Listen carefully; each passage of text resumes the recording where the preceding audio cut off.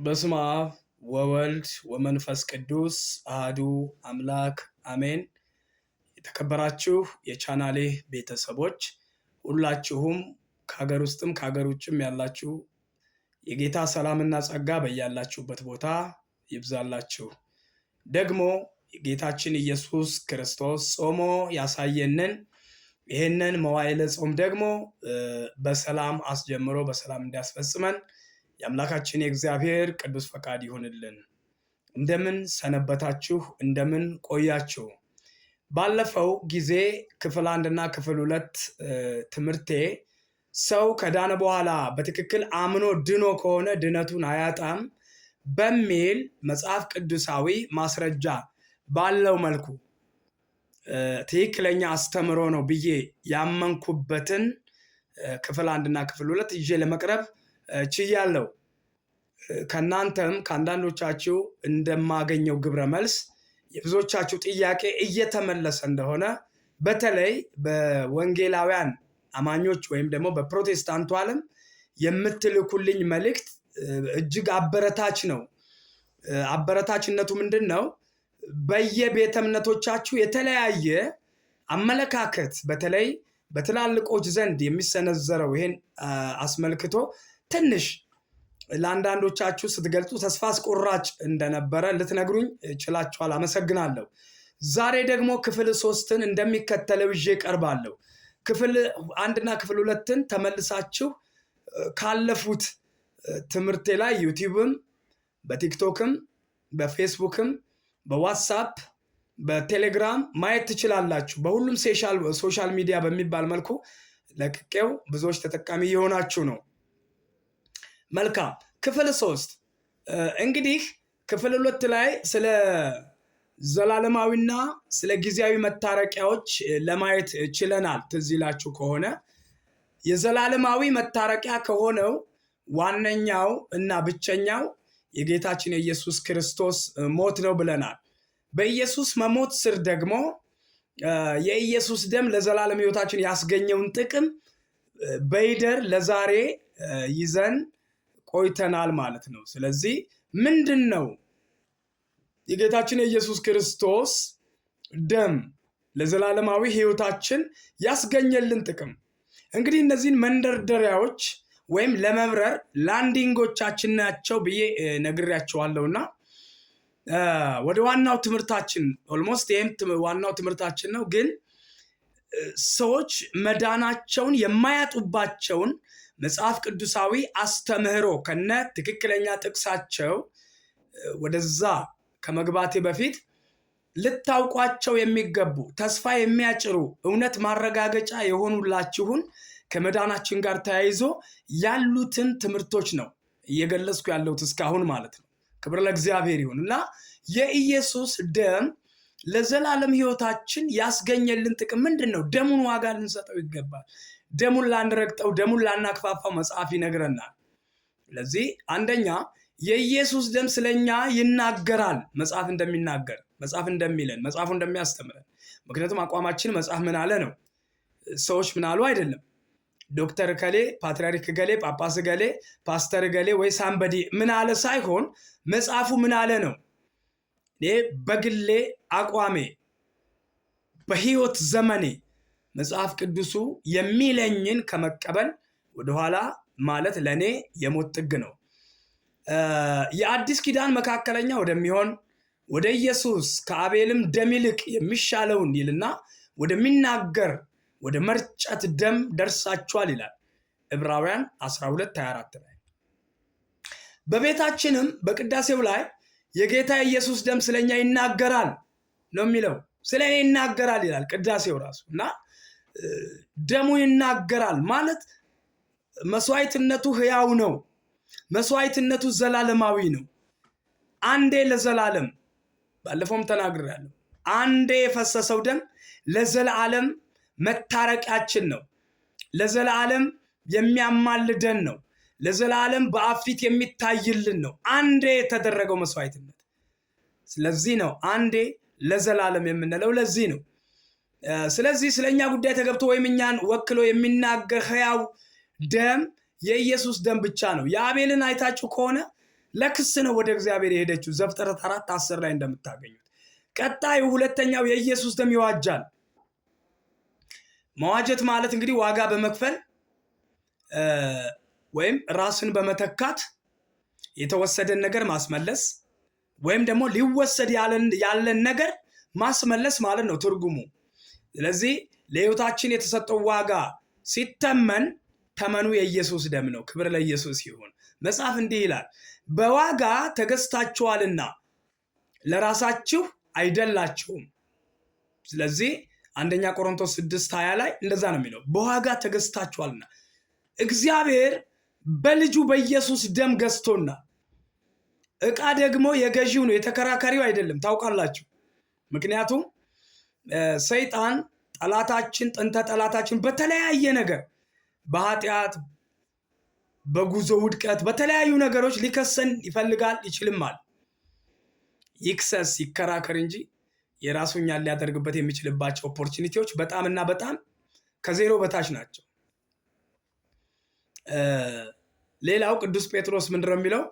ከአባቶቻችሁ ከወረሳችሁት ከከንቱ ኑሯችሁ በሚያልፍ ነገር በብር ወይም በወርቅ ሳይሆን ነውርና እድፍ እንደሌለው እንደ በግ ደም በክቡር የክርስቶስ ደም እንደተዋጃችሁ ታውቃላችሁ ይላል አንደኛ ጴጥሮስ 1:19። ይልቁንስ መዋጀቱን ባገኘንበት በጌታችን በኢየሱስ ደም ልንጸናና ልንመካ ነው የሚገባን እንጂ ድነቴን አጣለሁ አላጣ። አስቡታ፣ የደሙን ዋጋ ወደየት ጥላችሁት ነው? አሁን ድነትን ስለማጣ ሲጀመር ድነትን የማጣት ጥያቄ የዳነ ሰው ጥያቄ አይደለም፣ ያመነ ሰው ጥያቄ አይደለም። እኛ ከዛ በላይ ነን። ተመልሶልናል። መዳናችን ተመልሶ ለመዳናችን እርግጠኛ ሆነን ጌታችን ኢየሱስ ክርስቶስን ተቀብለን አምነን በሱ እየተጓዝንና እየኖርን ባለንበት ድነቴን አጣለሁ አገኛለሁ የሚል ውዝግብ ውስጥ መግባት በራሱ ይሄ አሕዛብ ሊጠይቅ የሚገባው ጥያቄ ነው። ያመነ ሰው አይጠይቅም። ወደኋላ ተመልሶ ይህንን አብራሩልኝ አይልም። ሌላው ቀጣዩ የኢየሱስ ደም ያጸድቃል። ያጸድቃል ማለት እውነተኛ ያደርጋል፣ ፍጹም ያደርጋል። it makes us perfect። ይልቁን ይላል ሮሜ 5:9 ላይ ይልቁንስ ከእንግዲህ አሁን በደሙ ከጸደቅን በእርሱ ከቁጣው እንድናለን። ከማን ቁጣ? ከእግዚአብሔር ቁጣ። እግዚአብሔር በእኛ ላይ አምዘግዝጎ የወረወረው ቁጣ ክብር ለኢየሱስ ይሁን በልጁ በኢየሱስ ክርስቶስ ላይ ነው ያረፈው ሙሉ በሙሉ። የኔና የናንተ የበደል ዋጋ፣ የኔና የናንተ የኃጢአት ግርፋት፣ የኃጢአት ሂሳብ የተወራረደው በኢየሱስ ላይ ነው። ታዲያ እግዚአብሔር የከፈለውን ዋጋ ወዴት የሚጥለው ይመስላል ወገኔ? ላጣ እችላለሁ ብለህ ስታስበው ራሱ ምን ያክል ሞት እንደሆነ አይገባ? ላጣ እችላለሁ እንዴት ታስበዋለህ? እንዴት አስቻለ? እንዴት ቻልክበት? ወዳጅ መዳንህን አታጣም። እኔ ዛሬ በዚህ ምሽት የምስራች እነግርሃለሁ። ካላመንክ እንደገና ጌታን ተቀብለ መጽሐፍ ተምረ ደህንነት ተምረ አምነ የክርስቶስ ኢየሱስ ዋጋ ሊገባህ ይገባል። ይሄ ባልገባህ ተገደህ ሊገባህ ይገባል አትባልም። አክቹዋሊ ይገባኛል። ስለዚህ መዳንን አታጣም ወዳጅ። ስለዚህ የኢየሱስ ክርስቶስ ደም ያጸድቃል። ሌላው የኢየሱስ ክርስቶስ ደም ሰላምን ይመሰርታል። የደሙ ትርጉም፣ የደሙ ጥቅም በሕይወታችን ውስጥ ይሄ ነው። ዛሬ ሰላማውያን ለመሆን የበቃ ነው ከኢየሱስ ደም የተነሳ ነው። ይሄ በወቅታዊ ሽብር ሰላም አጣሁ አትበሉ። እሱ ወቅታዊ ነው፣ የሚያልፍ ነው። አውሎ ንፋስ ነው፣ ያልፋል። አውሎ ንፋስ ደግሞ ያልፋል ወገኔ። ዘመን ሲቀየር ዘመን ያልፋል። ስለዚህ የኢየሱስ ክርስቶስ ደም ሰላምን ይመሰርታል ይላል ቆላሲስ 1:20። እግዚአብሔር ሙላቱ ሁሉ በእርሱ እንዲኖር በእርሱም በኩል በመስቀሉ ደም ሰላም አድርጎ በምድር ወይም በሰማያት ያሉትን ሁሉ ለራሱ እንዲያስታርቅ ፈቅዷልና ይላል። ሌላው የኢየሱስ ደም ወደ እግዚአብሔር ያቀርባል። አየህ፣ የምንቀርብበት መቅረቢያችን የኢየሱስ ደም ነው። ዝም ብለህ ዘው ብለህ አትገባ። በፍጡር ደም አትገባ፣ በመላክ አትገባ፣ በማንኛውም ልትገባ አትችልም።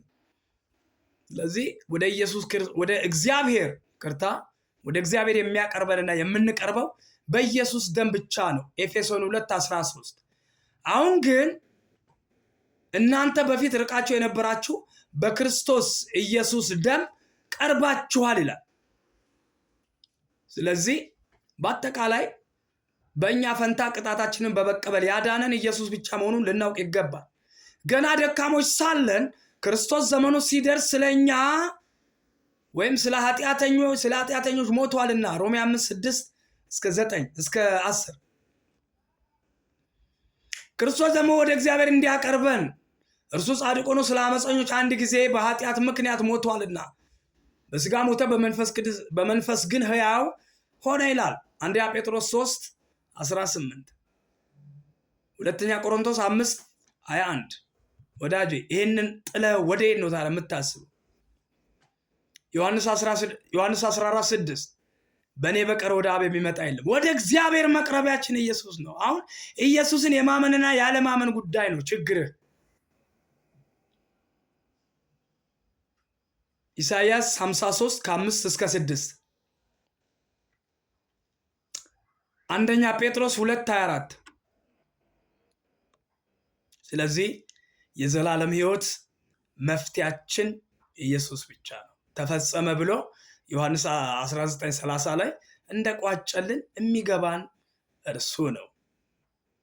አሁን ይሄ ከገባን በኋላ ጥቂት ነገር ልበል። ታዲያ ሰው ኢየሱስን ካመነ በኋላ ምን ሆኗል? አንተ ኢየሱስን አምኛለሁ የምትል ከሆነ ምን ሆነዋል? ይሄ ነው። ይሄንን ጥያቄ መልስልኝ መጀመሪያ፣ ወይም መልሽልኝ ወይም መልሱልኝ። ኢየሱስን ሰው ካመነ በኋላ ምን እንደሆነ ሰው ለራሱ ሊመልስ ይገባል እላለሁ። እንግዲህ በሚቀጥለው ጊዜ አጭር ደቂቃ ነው ማገለግላችሁና ክፍል 4ን በሚቀጥለው ክፍለ ጊዜያችን እንደ እግዚአብሔር ፈቃድ እንቀጥላለን። እግዚአብሔር ስላስተማረን ክብሩን ሁሉ ጠቅልሎ ለስሙ ያድርግ። ወስብሐት ለእግዚአብሔር። መልካም ጾም ይሁንላችሁ።